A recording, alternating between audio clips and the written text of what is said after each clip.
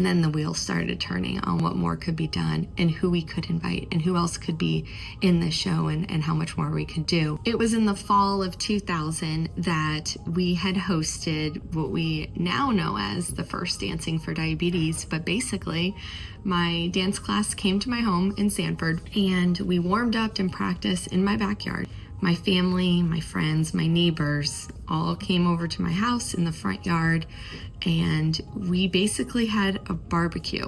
My dad was on the grill. My mom was selling raffle tickets to guess how many jelly beans were in a jar. There was music. The neighbors, everyone in attendance was in lawn chairs, just enjoying the afternoon in the Florida sunshine. And my class came around at one point from the backyard to the front yard and walked down the driveway. It was a long driveway. And we performed a few dance routines on the driveway to everyone in attendance.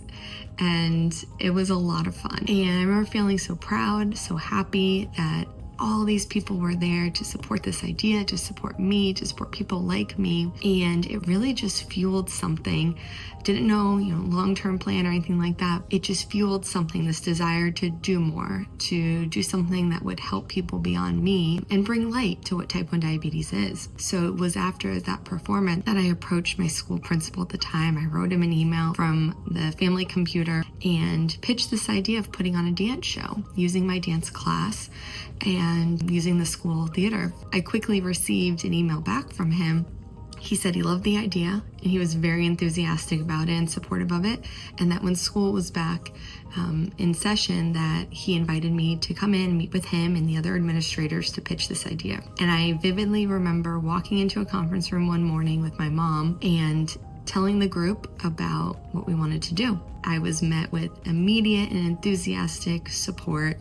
That following fall, in 2001, is when we host the first Dancing for Diabetes in the school theater, and it was named Dancing for Diabetes at the time. That was a really inspiring moment as well, to see this vision come from my driveway to now the school theater with an audience sitting in seats that purchased tickets to be there that we then donated to the American Diabetes Association. And then the wheels started turning on what more could be done and who we could invite and who else could be in the show and how much more we could do.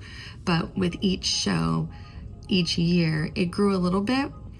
But it certainly was, the plan was never to create what we have now, which is November 1st, the 25th annual Dancing for Diabetes in the Steinmetz Hall at the Dr. Phillips Center for the Performing Arts.